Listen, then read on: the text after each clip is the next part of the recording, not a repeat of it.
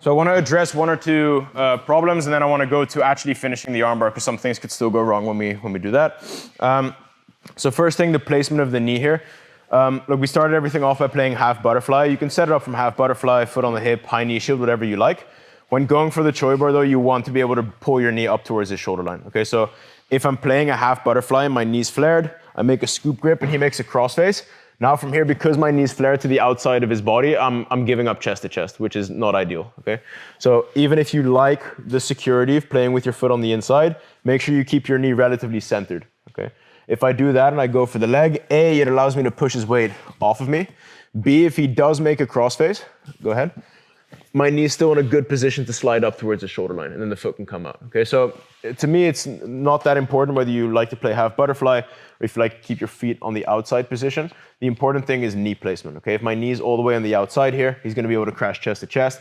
Even if I go for the leg, this is not an ideal position to have my knee, okay? Make sure that you keep it somewhere in the middle so you can maintain distance with it. If he does crash in with the crossface, from here you can just slide it up to the shoulder line and go ahead, okay? Now, next big thing is really this breaking of the posture, okay? This is, I can't overstate how important this is.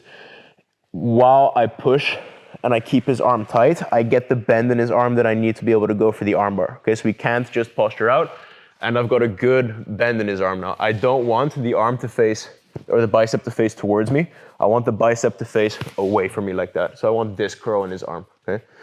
Now, from here, the foot goes on the hip, and from here we can look to start attacking with the armbar. Now, here things can still go wrong, okay? And that's because people are gonna get mobile as soon as you start attacking the arm. What I'm gonna do from here to have the highest chance of being able to finish my opponent is I'm gonna switch from a wrist to wrist grip to a rear naked choke grip where I grab a hold of my partner's wrist. This really anchors you to the arm, okay? Like even if I don't have control here and Oscar tries to pull out now, pull the arm out, yeah, I'm really anchored to him now, okay? Versus if I'm just holding this wrist to wrist and he pulls his arm out, there's a chance that he slips, especially when it gets sweaty. Okay, so I switch from a wrist to wrist to a rear naked choke grip where I grab the base of the thumb here by the wrist. Okay. Now, when we go for the finish, I don't want to thread my leg through all the way deep. Okay, this allows many forms of resistance on your training partner's behalf. You could try to rip his arm out, or when he goes to roll to counter the armbar, you'll end up in an unfavorable position. Okay, so let's say Oscar rolls over his shoulder now to get out of the armbar. He could beat the outside of my knee with his head and come up, and now from here I won't have the armbar anymore. Okay, so we're gonna overcome that by not threading our leg all the way through. We go for the Choi bar, we break the posture, we get that bend in the arm that we want, foot goes to the hip, and I go rear naked choke grip. Now, when I want to go for the finish, I use my foot on the hip to kick and extract my inside leg. Now from here, I point both my knees to the ceiling and I lock in half a triangle. So I don't lock a full Senkaku, I lock half a triangle. So it's not quite crossed feet, it's not quite full triangle. My foot's hooked by the calf here. Now from here, I go and switch from a rear naked choke grip to both hands on the arm. And I look to break over the top hip by bringing the arm across the center line and pointing my knee to the inside. What most people are gonna do is they're gonna roll, go ahead, roll over your shoulder again. And this time, because we didn't go through all the way, our knee is still flared and we can keep our opponent at a distance. Now from here, I break the elbow over the bottom hip by pulling with one arm, pushing with the other, and throwing my hips into the elbow. A lot of detail, so let's go through it one more time. We set everything up in exactly the same way. He cross faces, I break the posture, I put my foot in the hip, and I point my knee to the ground. Now, first thing I do is I switch to a rear naked choke grip to make sure that I have good connection onto his arm. Now, I use my kicking leg, or my posting foot, to push and extract my bottom leg. And I point my knee to the ceiling. Okay, so I don't want to thread through. From here we run into the problem that he can roll and beat the knee.